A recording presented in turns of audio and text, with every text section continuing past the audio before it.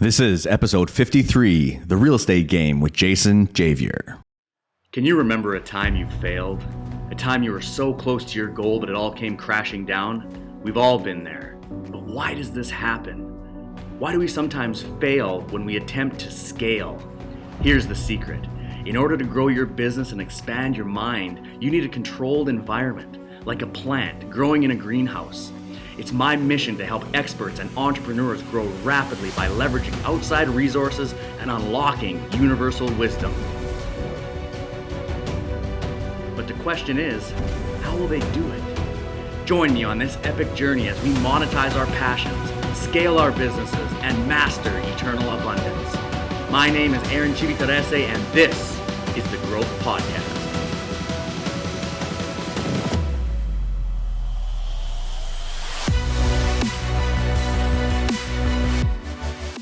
All right, this is the Growth Podcast. My name is Aaron Civitarese. Welcome to the Growth Podcast. I got today my guest, Jason Javer, managing partner of Vista Homes, coming in on the real estate tip. I'm excited to talk to you, man. How are you doing today? Doing well. Thanks for having me, Aaron. I'm excited to be here. Yeah, absolutely, man. So we've been getting to know each other a little bit before jumping on, but if you don't mind, tell us a little bit about yourself. Where you at? What are you up to? Who's Jason? Yeah, definitely. I'm 32 years old. I live in Charlotte, North Carolina in the United States. I have a real estate business here that we have. So it's myself and a business partner. We have 8 employees, and we're currently doing around $15 to $20 million in revenue a year. What we focus on is building single family homes and townhomes, like near the core of Center City. Uptown is what they call it here in Charlotte. A lot of our buyers are kind of like us, millennials, maybe dual income, no kids, potentially have a couple young kids, a dog, that kind of, demographic is what we serve. And, just wanted to come on here and talk about my experiences in terms of the growing a business, managing people. And it seemed like this podcast was an awesome opportunity for me to, have a great conversation with you. So like I mentioned earlier, I appreciate you having me on. I think it'll be a great conversation. Yeah, man. Absolutely. Cool. So, I'm excited to talk to you about a lot of stuff. Sounds like you got your entrepreneurial, chops quite early. You're a young guy, you're in your early 30s and you got this big ass business and you're doing well. I appreciate it. Yeah, man. How did that come about when you were young? A lot of guys were out doing a lot of different things. I know myself, I literally didn't even start college until I was 23. Yeah. So, how did it go for you? What were the early days like? I think my biggest influence into entrepreneurship was my dad had he was an insurance agent, and he specialized with lumber companies and a small business owner. So I really got to see like the flexibility that he had, in owning his own business. And I think that was like the biggest thing that, I looked up to was the flexibility. And then I think I've always been someone that, deep down just wanted to be rewarded for my ability to do well. And if I'm not doing well, then I don't deserve those rewards. And I think that when I started out as an employee at companies, I'd do really well the first 6 months to a year. And then I'd feel like I can do more. And they weren't able to provide me with more challenges, or I wasn't able to kind of excel and take that next step. So, when I was working in Chicago before I moved to Charlotte, I was working for a private equity company. And I looked at the 2 principals of the company and I was like, they're very smart. They're great people. They've taught me a lot, but I feel like I had the base, like I could take that next step, but there wasn't that path when it's not your own business to just kind of jump and do. So I think that was like a little bit of what was inside of me from like a reward perspective of entrepreneurship and kind of building my own thing and creating my own life. And then also kind of like what I was able to see with, my dad growing up. Yeah, absolutely, man. So you were doing private equity and stuff back then. How was the transition? Yeah. So that company, they invested in grocery anchored shopping centers, commercial real estate. So larger deals to then, what I started doing in residential real estate. The transition was challenging though, because I moved down to Charlotte and had, irrational confidence and decided that I'd be able to kind of do this business and do residential real estate, which like right after the 2008 recession was, pretty popular at the time. And it seemed like things were off the bottoms of the market. But in the beginning, it was a struggle. It was really difficult. I wasn't able to do it full time like I imagined. So I went and got a full-time job as a financial analyst for a consumer company down here, and just kind of kept with my goal to eventually, have my own business. And so I just worked kind of nights and weekends until I felt like I had the foundation and an ability to kind of go full time with it. Yeah, absolutely, man. So when you were in that transition, because a lot of the listeners, myself also, right? Like went through corporate and went through that whole thing, and then had this burning desire to do more fulfillment, be your own boss, live on your own terms, and create, create something. So maybe for someone who's listening, who's like, damn, I'd love to do that shit, but I'm scared, the COVID moment we're in now actually is interesting. I feel like having a job is riskier than being someone who's out and creating versus like our parents' generation, right? Back in the day, it was like, oh, you're a business owner, that's risky. Now I feel like if you have a job, it's risky to me. So what would you tell someone who's like in their mind, maybe they feel like an entrepreneur, but they have a lot of fear, and maybe they have self-sabotage kicking in, or like self-doubt, and like, how do they get over that and into the place of creation where they can actually do what they want to do? Yeah, I think there's a few kind of key elements of that. I think the first thing is time. So, if you're working a 9 to 5, that's 40 hours a week. There's plenty of other time to have passions, to go after something, and to, try to make it, if it's your dream, like for me, it was my dream, like to have my own thing. I didn't sit here when I was 24 years old and say, I need the company to be $20 million in revenue. I just kind of went step by step and just kept trying to improve. So when I worked, the full-time job, I made sure I kept my expenses low so that anything that I was making, especially in real estate, was kind of being reinvested. I made sure that I spent a lot, hours upon hours upon hours, learning real estate, understanding, what a successful deal look like, what a successful company would look like. So I spent all that time learning, and then I just spent, even more time taking action and failing and getting back up, and just keep trying and plugging away at it. And, the first deals we did don't look anything like the deals we're doing today, but we never would be able to be where we are today if not for those, first smaller deals, and if not for the setbacks. So really what my advice would be to realize that you have time, realize that it's possible, but also you're going to have to make sacrifices, and that might be financial, it might be time and learning, but you can do it. It's hard. It's definitely hard because a lot of people want it, and anything that people want is going to be challenging to go and get, but it's certainly possible. Certainly possible. Key word right there. It certainly is possible. Before we jump into a little bit more about what you're doing there now and everything, I see you have GC's hat in the background there. Yeah. Big fan, eh?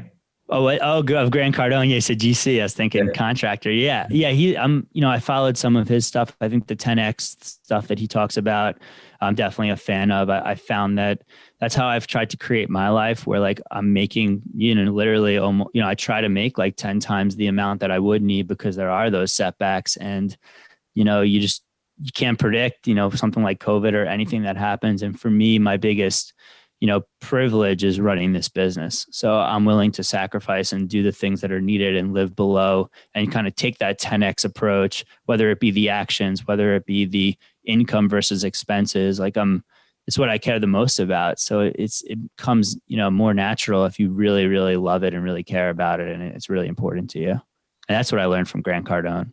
Yeah, man, totally. Yeah, GC's badass. One of the guys that I work with closely, he's in all of his programs, and he's in his like highest level mentorship and stuff, and lots of energy. That's what I can say. For sure. I can't match that energy, but I think I got the good points out of some of his stuff. Yeah, he's on fire with the energy. I read his book, Sell or Be Sold. Mm-hmm. And ironically, he wrote that book back in the recession of 08, right? 08, 09, during the housing crash and stuff, which ironically for me, I was working in mortgage refinancing back then for Oh, wow. Okay. Hated it. But I mean, definitely the supply was there. They needed people like us to crunch numbers and stack papers. So I did, and make some money, whatever. But I read that book recently, right? And I found it ironic because obviously right now, all sorts of crazy shit's going on with the economy. I'd love to ask you, and I'm going to, about what's happening in the real estate economy right now, because I have no idea, but I'm curious to know. But when I read that book, I literally read it this month, right? And it's 2020, but it was like, he could have written that for this moment right now. Right. But he was talking about the recession back then. He's selling sell or be sold, get out there, take action when everybody else is contracting. You need to expand into the market, take over the market share. If you're not first, not sell or be sold. It's called, if you're not first, you're last. Okay. Yeah. Yep. I've listened to that audiobook actually. Yeah. That's the one. That's the one. Yeah.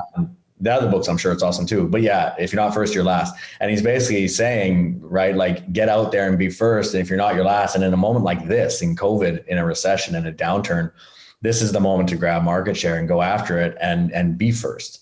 Right. So I totally love that book, man. He could have written that now and it's so relevant. Hey, what do you think about that book?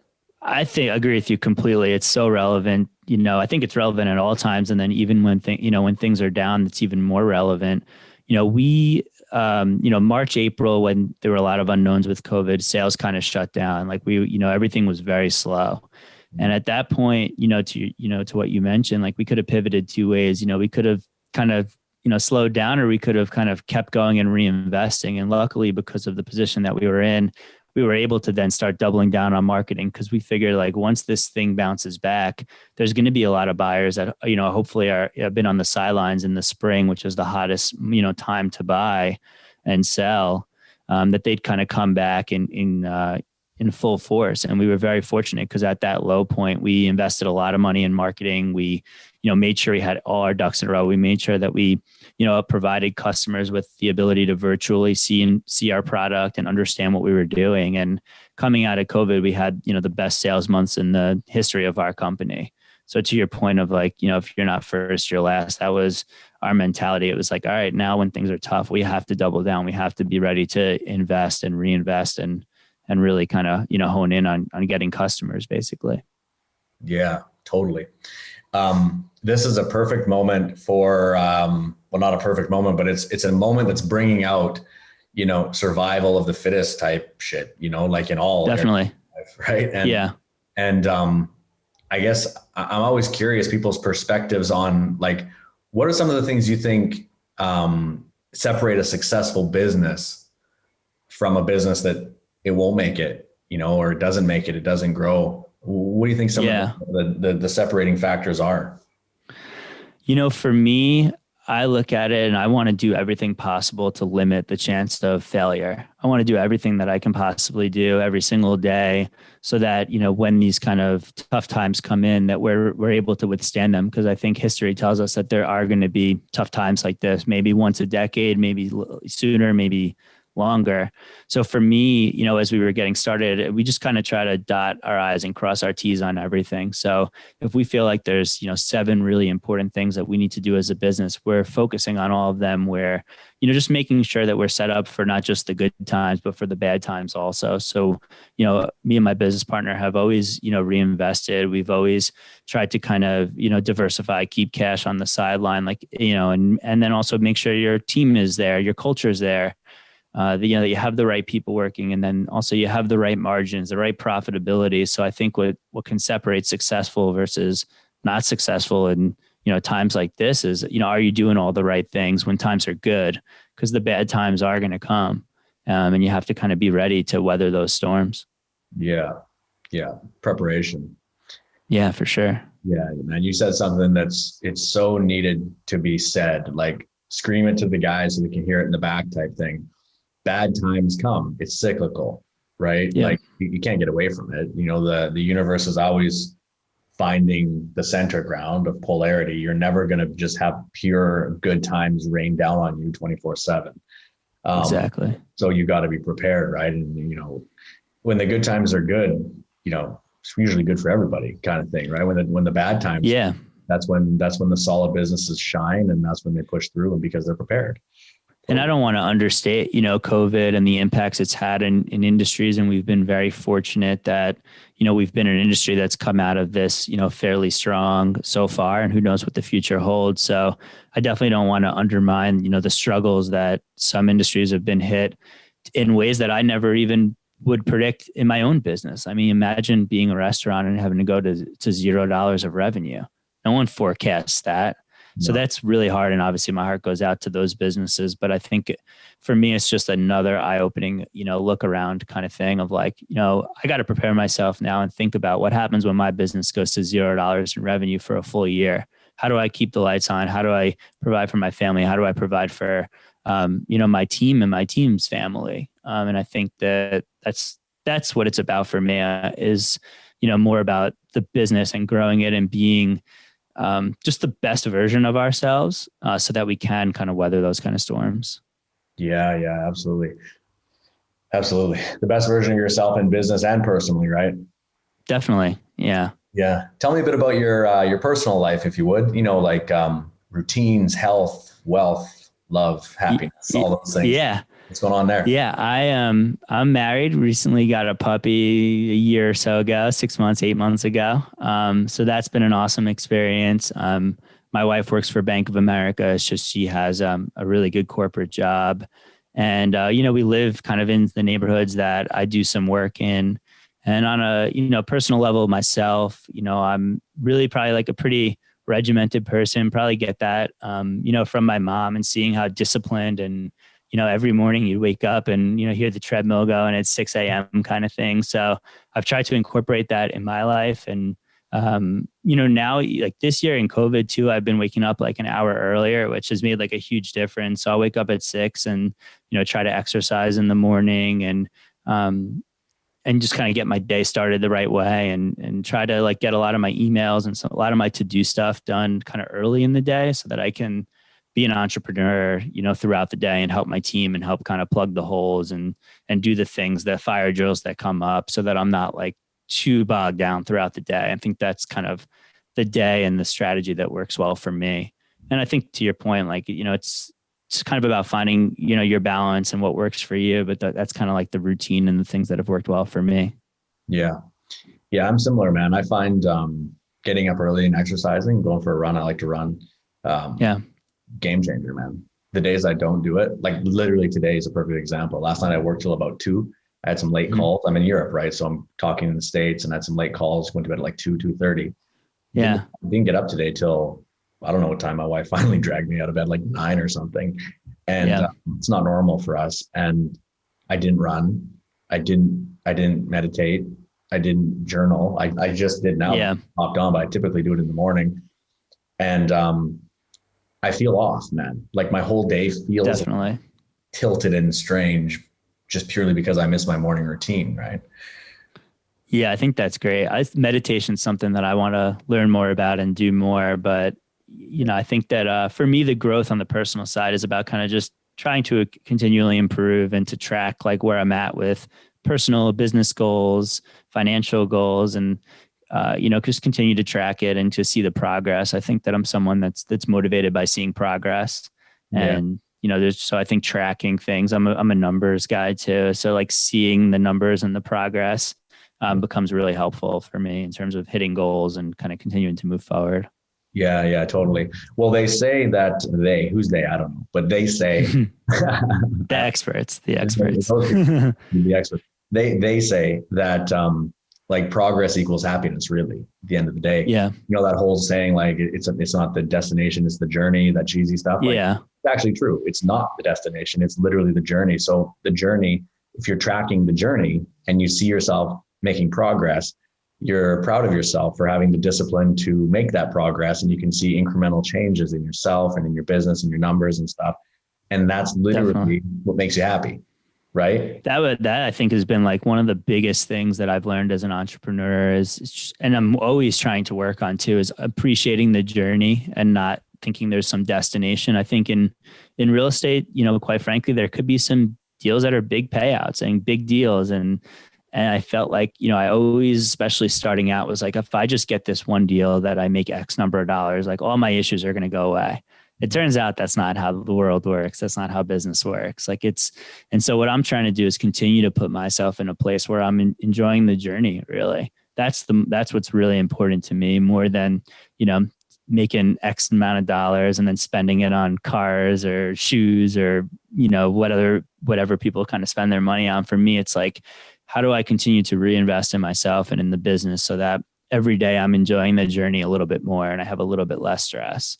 And that's the things that kind of motivate me. Totally, man. Me too, man. Totally. 100%. 100%. So I guess that begs a question, man. Like, what does success mean to you? What's your definition of it? Yeah, I think success for me is just, it's a matter of kind of one's perspective. It's what makes you happy. I think, doing interviews with people and interviewing other entrepreneurs as well. It's really cool to see that there's some core principles that everyone has in common. And then there's like the personal side, and some people love to, spend money or have a nice boat or cars. And like, that's what motivates them. So I don't think that there's anything wrong with that.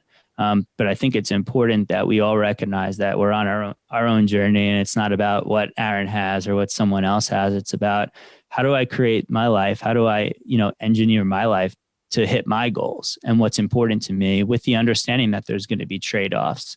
So I think for success, it doesn't really matter how much money you're making. It's about, are you happy? What's the journey like? Have you created your life to be your life and not worried about what other people thought, throughout the journey? So I'm always trying to work on that, always trying to reinvest, in my mind, really, in my mindset. And I think that that's like the number one most important thing that, I think people can do to be happy. Yeah, I could totally agree, man.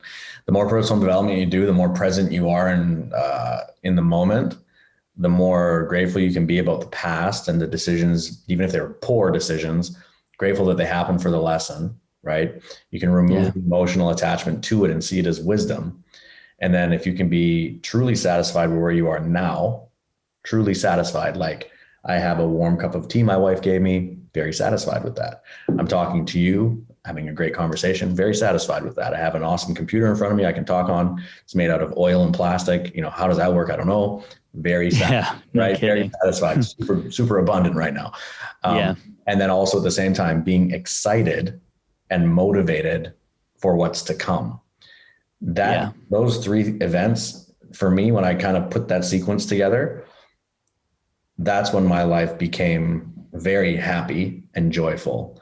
Because I don't know if you're like me this way, but a lot of people live in the past or the future and not in the moment.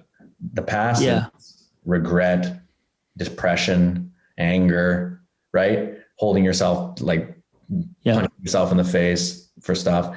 And then the future is like worry and anxiety, right? Yeah. Stress. But those don't even exist.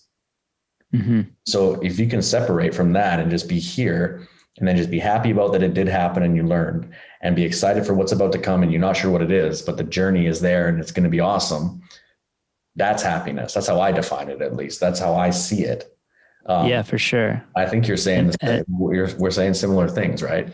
Definitely. I think for me, I was always someone that dealt with high anxiety, especially when I made the jump from full-time job to steady income. So for me, it's like, I completely agree with everything you're saying. But for me, I needed to have a little bit of financial security to really kind of get that anxiety and worry away. But I knew for me that was important. So I made sure that I sacrificed and created those things so that I didn't get stressed when, we got bad news about an opportunity, or, someone's unhappy and it's going to cost $1,000, $10,000, So for me, it's like, how do I also create a business and a lifestyle to make sure that I'm always in that present state that you talk about? Because I think for me, it didn't come natural.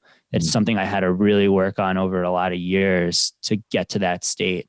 So I'd say it's like, if you can get there then get there, you know what I mean? But think about what it may take for you to get there, I think is an okay thing also. If you're kind of improving and working toward it and understanding that your decisions can shape your happiness and get you to that state that you're talking about. Yeah. 100%. It's a ton of work. It's a ton of inner work. It's a ton of thinking, literally. and it's a lot of self-reflection and this kind of stuff. It's a lot of chatting with coaches, mentors, partners, having conversations like we're having right now, just two dudes that have never met each other, connecting, and talking about that exact same thing and realizing like, oh, wait a minute, it's the same, and that's one of the things I really love about, chatting with guys like yourself on the podcasts, is because it verifies when I think I'm on to something, you know what I mean? I'm like, I'm sitting, Yeah. I think I'm on to something here. The success strategy formula thing. And then I'll just say it, and the guy's like, yeah, actually, I think the same thing, and I do this and this and this, and I'm like, oh, it's the same with a small tweak. I like that, and you can take pieces and chunks and stuff, and you can build your own reality that way, right? Yeah. But it's a lot of work. It's active. You can't just be passively accepting information in from nowhere. You have to go out and get it and reform it for yourself, right? Definitely. And then implement it and work on it, right? And track it, like you said. And that's why I love, it's just really, we're in awesome times, you know, from a information standpoint, is you can make your framework, you know, the things that you're talking about. You know, in the past, I think it's, you know, you'd watch TV and you'd see, you know, superstars on buying, you know, BMWs and Mercedes and all these kind of fancy things. But now it's like, you know, the information's out there. You can kind of create that mindset. And there's people like us that are talking about it, and many others now. And I think that hopefully, you know, people will listen to us talk, and they'll have a chance to reflect. You know, kind of when I was getting started, I listened a bunch to Gary Vaynerchuk, Gary V, who, you know, I'm sure a lot of people know about, and that's a lot of his message also. And as I was able to listen to him, I think it got me into more of a gratitude type place in my life. So, you know, I think that it's awesome that, you know, we're on Zoom, where, you know, across the world, pretty much talking to each other, but with this awesome message that, you know, hopefully there's, you know, people out there that are listening and will be touched by it, and it'll make, you know, their day better and their decisions better, and ultimately lead to more happiness. Yeah, man. That's what it's all about. I love it. It's awesome. Yeah. Gary V's awesome too. I love it. Gary V's messages are badass. For sure. Yeah. He's been super helpful for me. Yeah. He doesn't hold back. No. And I can share his New York Jets misery too with the football team. So we have that going for each other as well. Yeah. Something that's interesting that he talks about with the Jets, right? He's always saying, I want to buy the Jets. I'm going to buy the Jets. I'm going to buy the Jets. People are like, you're already a millionaire. Why are you grinding so hard? He's like, because I want to fucking buy the Jets. Like it's not $10 to buy the Jets, right? So I found it interesting. He, you know, one of his gajillions pieces of content, he puts out more content, I think, than anybody, right? Yeah, I love that. Which is awesome. His content formula is badass. His omnipresence is ridiculous. But he talked about the worst day of his life is going to be the day he buys the Jets. Yeah. Right? Yeah. Because the goal that he's been chasing his entire life is now obtained. And now it's like, well, what's next? Right. Of course, he'll find something. Yeah. He'll do something. He's awesome. But it's an interesting thing to say and to think, right? Like the big goal, you accomplish it, and then, oh, now what? Yeah, it kind of goes back to the journey. I think that's where I learned that and felt that a lot from him. Is he loves the journey. He loves the road. He's trying more and more to accept the road and the path and the day to day to get there. And to your point, it is pretty funny. But hopefully if he gets in there, maybe he could turn the team around, because it may take that long for this team to turn around at this point. Damn it, you Jets. Get shit. They're bad, man. They're bad. Bad place right now. Yeah, it's ugly. Wow. Well, maybe it'll be cheaper for Gary to buy them. If they keep this way, they might be. They might be giving it away, right? Yeah, right. Cool. So talk to me a little bit about Vista Homes, man. What do you guys do? Yeah, so like I mentioned, we do around $15 to $20 million in revenue a year. We mainly build new construction, single family homes and townhomes, all within a few miles of Center City, Uptown Charlotte. A lot of it is kind of, like I mentioned, like for millennials, kind of people that want to, live near some transportation to, Uptown, and live near the bars and the restaurants. And Charlotte's been a booming city that has seen a lot of growth from, the banking industry, and then also people from the Northeast and Midwest that are moving down here. And also, this generation that wants to be, like I mentioned, near the bars and restaurants, not like other generations that have flocked to like the suburbs. So there's actually, land and opportunity close to town where people want to live. So we try to focus on opportunities to add density. We specialize in a project at being anywhere from like 2 to 15 units. So we're kind of like in this mid-level niche in the market where, we're larger than a mom and pop builder that might do 5 homes a year.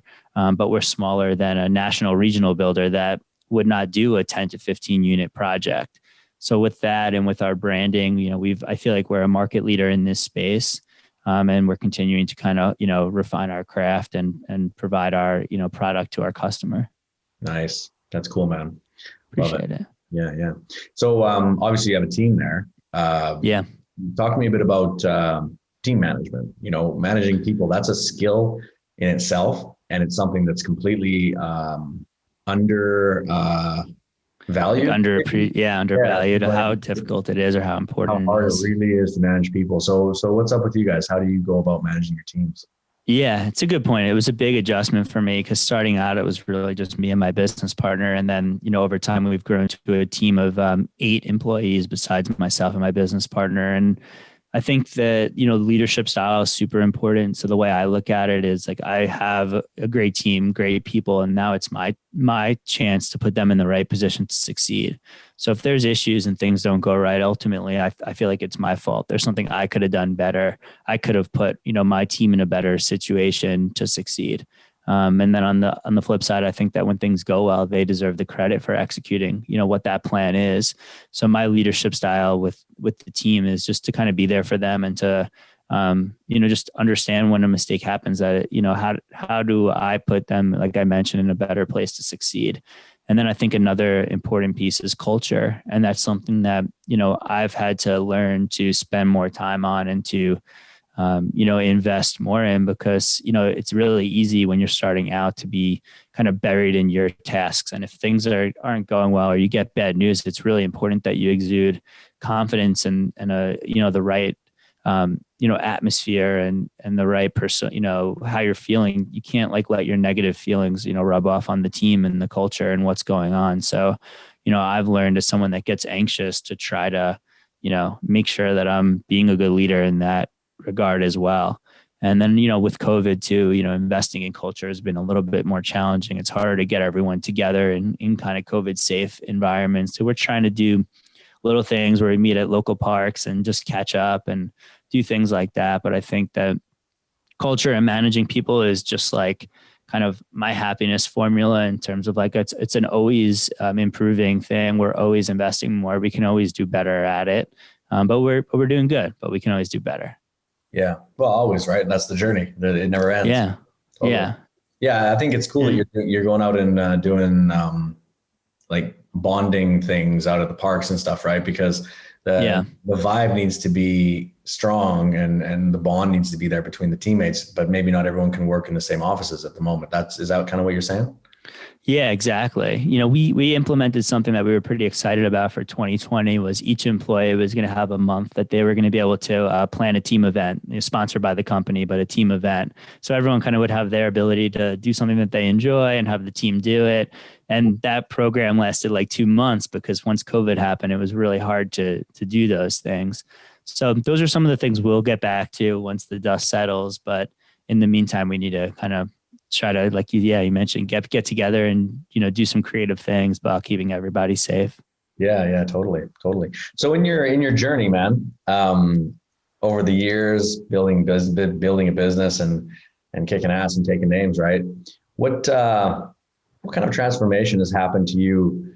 Maybe you or maybe your family, or something that you've maybe noticed in yourself that you maybe didn't expect. I think something that I didn't expect that I'm very proud of is my level of anxiety is a lot lower year over year. It always kind of improves. And I think that, when I get negative things at work or, there's an issue, I feel like I don't get that pit in my stomach, that stress that I'm dwelling on and can't sleep at night kind of thing. I feel like I've really sacrificed to be able to be happier. And then to also, I think by being happier, I have better relationships with the people that are around me because I'm not sitting there dwelling about this little issue or that little issue or thinking worst case. It's like I've created something where I'm happy and I'm in my own element and I know that I'm going to continue to kind of improve on that and make that even better. Yeah, totally, man. Awesome. Well, I love what you're doing, man. I love what, I appreciate it. Yeah. Real estate's cool. Obviously, it's real estate. Everyone's like, oh, real estate, right? Come on, we all live in places and go inside buildings all day. I'm in an apartment building right now in Rome. You know what I mean? So real estate's awesome. Congrats on your success, man. You got a lot of, awesome stuff ahead of you. Obviously your company's I appreciate it. What kind of long-term plans do you have for your business? Yeah, I think kind of like along the similar message. I'm not someone that's, saying like, oh, we need to be $100 million or I need to go buy a yacht or buy the New York Jets. I'm just kind of, I want everything to feel really like under control, like where, the best version of ourselves, like if a downturn were to happen, we'd be ready for it or continues or just the negative shock. So, and then I just want to kind of create like that best team, the best company possible. I want Vista to be a special place to work, also a special place for people to be a part of. I want people not to feel like the same dead end feeling that I had in my corporate experience.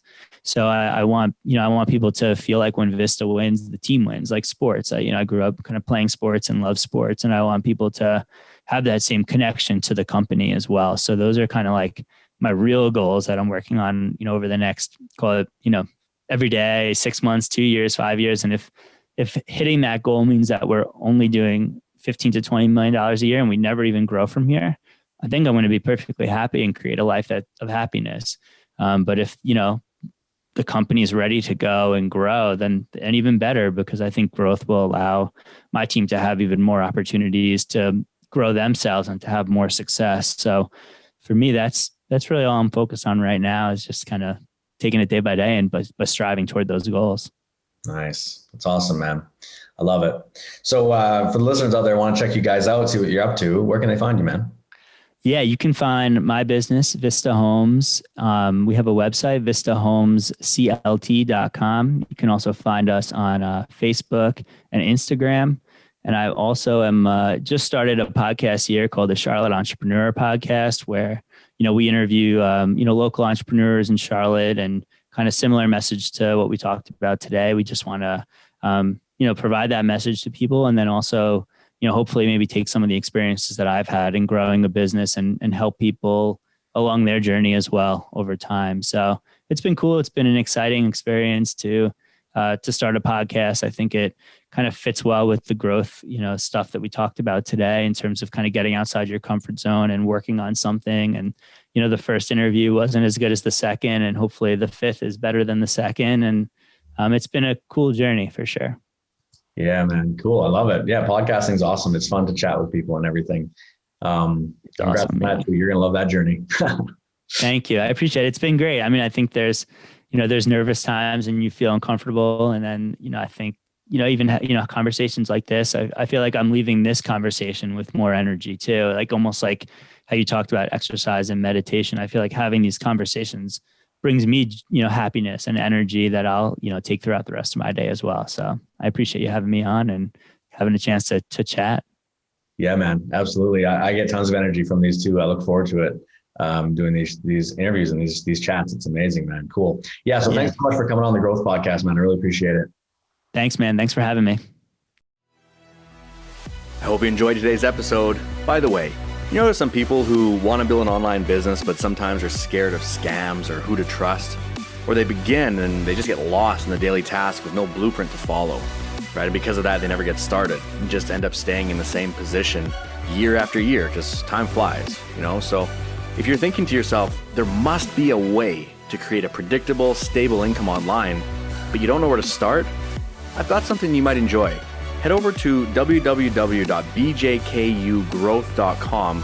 Watch a quick interview I had with my buddy. He's an 8-figure earner. His name is Bashar, and he gets into how he grew into a successful online entrepreneur and how he now is helping thousands of others do the same.